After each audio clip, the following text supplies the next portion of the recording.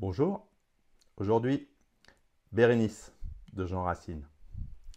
C'est une tragédie classique en 5 actes, écrite par Racine en 1670. Cette pièce, comme beaucoup d'autres de Racine, explore des thèmes complexes tels que l'amour, le devoir, le sacrifice et la douleur des choix impossibles. Inspirée par un passage de l'historien Suétone, Bérénice raconte l'histoire tragique d'un amour impossible entre la reine Bérénice de Palestine et l'empereur romain Titus, qui doit renoncer à son amour pour satisfaire aux exigences de son devoir impérial. Donc c'est en plusieurs actes. L'acte 1 commence dans un contexte de grande tension émotionnelle.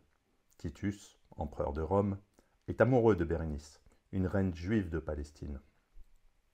Bien que cet amour soit réciproque et que Titus ait envisagé de l'épouser, il est conscient que le peuple romain ne tolérerait pas cette union. Un mariage entre un empereur romain et une reine étrangère est perçu comme inacceptable par le Sénat et le peuple romain. Et Titus se trouve face à un choix déchirant, suivre son cœur ou respecter son devoir.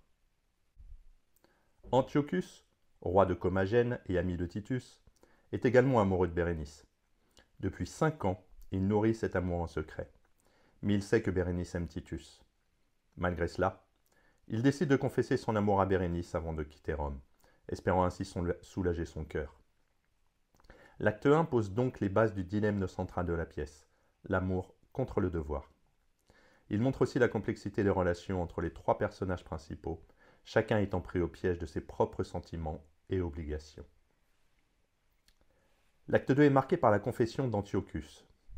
Il rencontre Bérénice et, avec beaucoup de difficultés, lui avoue son amour pour elle. Cependant, Bérénice, surprise par cette déclaration, ne partage pas ses sentiments. Elle est entièrement dévouée à Titus et ne peut envisager un amour autre que celui qu'elle éprouve pour l'empereur.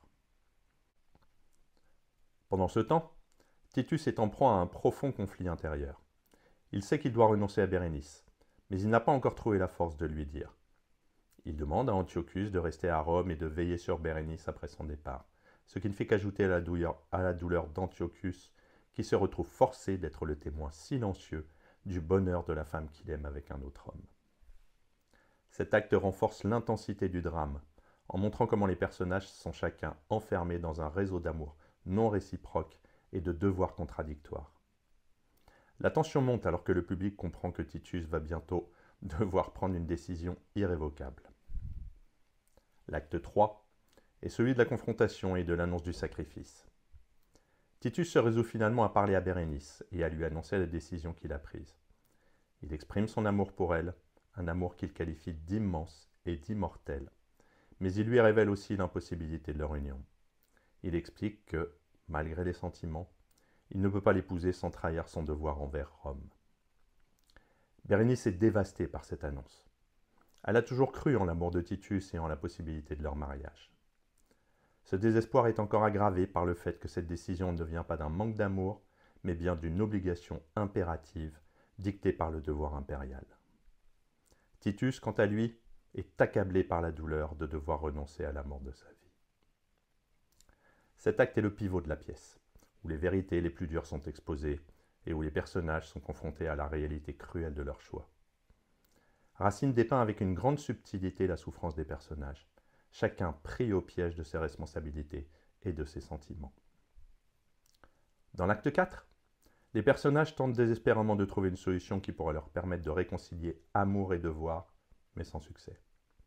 Bérénice, encore sous le choc de la révélation de Titus, espère qu'il pourrait changer d'avis. Elle fait appel à sa compassion, à son amour, pour qu'il la choisisse finalement, elle, au détriment de ses obligations politiques. Cependant, Titus est inflexible. Bien qu'il soit clairement déchiré par cette décision, il refuse de céder à ses émotions. Il réitère qu'il ne peut pas faire passer son amour avant son devoir envers Rome. Cette fermeté finit par convaincre Bérénice qu'elle n'a plus d'espoir.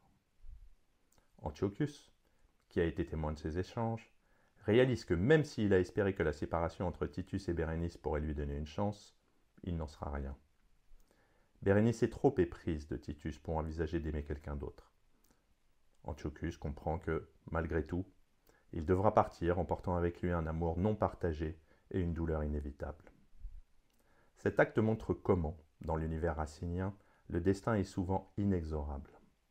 Les personnages sont comme des marionnettes entre les mains du destin, incapables de modifier le cours de leur vie, malgré leurs tentatives désespérées. L'acte 5 est celui du renoncement final. Bérénice, finalement résignée à son sort, accepte la décision de Titus. Elle lui fait ses adieux dans une scène d'une intense émotion, où l'amour et la douleur se mêlent pour créer un moment d'une grande tragédie. Titus, profondément affecté par la séparation, montre une dernière fois à quel point il l'aime, mais il reste fidèle à sa décision initiale. Antiochus, fidèle à sa promesse, se prépare également à partir. Il accepte son sort avec dignité, bien qu'il sache qu'il ne pourra jamais oublier Bérénice. Le spectateur est laissé avec un sentiment de profonde tristesse, car aucun des personnages n'a obtenu ce qu'il désirait le plus. L'acte final de la pièce souligne la profondeur de la tragédie racinienne, où les personnages, malgré toute leur grandeur et leur noblesse, ne peuvent échapper aux exigences du destin et du devoir. Le dénouement est inévitable, et la souffrance de chacun est dépeinte avec une intensité émotionnelle qui laisse le spectateur bouleversé. Il y a plusieurs thèmes. Le thème central de Bérénice, c'est le conflit entre l'amour et le devoir. Titus est déchiré entre son amour pour Bérénice et ses responsabilités en tant qu'empereur de Rome. Racine montre comment ces deux forces, souvent inconciliables, peuvent détruire les vies de ceux qui tentent de les concilier. Le sacrifice de Titus est une illustration de la manière dont le devoir peut écraser les aspirations personnelles et les désirs les plus profonds. La fatalité et le destin. Comme dans de nombreuses tragédies classiques, la notion de fatalité est omniprésente dans Bérénice. Les personnages sont confrontés à un destin qu'ils ne peuvent changer, malgré leurs tentatives pour y échapper. Le destin, ici, est représenté par les obligations sociales et politiques qui dictent les actions de Titus. Racine explore l'idée que les êtres humains sont souvent impuissants face aux ordres qui régissent leur vie, qu'il s'agisse des attentes sociales, des devoirs ou des lois du pouvoir. La souffrance et le renoncement. Bérénice est également une étude sur la souffrance humaine, particulièrement la souffrance causée par le renoncement. Tous les personnages principaux, Bérénice, Titus et Antiochus, doivent renoncer à quelque chose de précieux. L'amour pour Bérénice, le bonheur personnel pour Titus et l'espoir pour Antiochus. Racine dépeint cette souffrance avec une grande sensibilité, montrant comment le renoncement, bien qu'acte de grandeur et de noblesse, peut aussi être source de douleur immense. Les attentes sociales et politiques. Un autre thème majeur de la pièce est la manière dont les attentes sociales et politiques influencent les vies personnelles. Titus ne peut pas épouser Bérénice, non pas parce qu'il ne l'aime pas, mais parce que la société romaine le lui interdit. Racine met en lumière la pression exercée par la société sur les individus, les obligeant parfois à sacrifier leur bonheur personnel pour répondre aux attentes collectives. Racine est célèbre pour la simplicité et l'élégance de sa langue. Dans Bérénice, il utilise un langage épuré, où chaque mot a un poids significatif. Cette économie de la langue permet de concentrer l'attention sur les émotions des personnages et les dilemmes moraux auxquels ils sont confrontés. Les vers de Racine sont dépouillés, mais ils expriment une profondeur émotionnelle intense. Conformément aux règles du classicisme français, Bérénice respecte l'unité de temps, de lieu et d'action. L'action se déroule en une seule journée, dans un seul lieu, Rome, et se concentre sur un seul conflit principal, la séparation de Titus et Bérénice. Cette unité renforce l'intensité dramatique de la pièce en éliminant toute distraction et en se concentrant exclusivement sur les émotions et les décisions des personnages. C'est une tragédie classique qui explore des thèmes universels avec une grande sensibilité et une profondeur émotionnelle.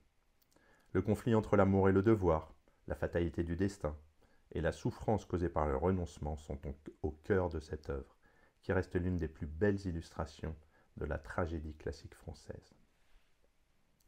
Racine, avec sa langue épurée et son sens aigu de l'émotion humaine, parvient à créer une pièce qui, bien qu'elle se concentre sur un petit nombre de personnages et un conflit relativement simple, résonne encore aujourd'hui par la puissance de ses thèmes et la beauté de son écriture.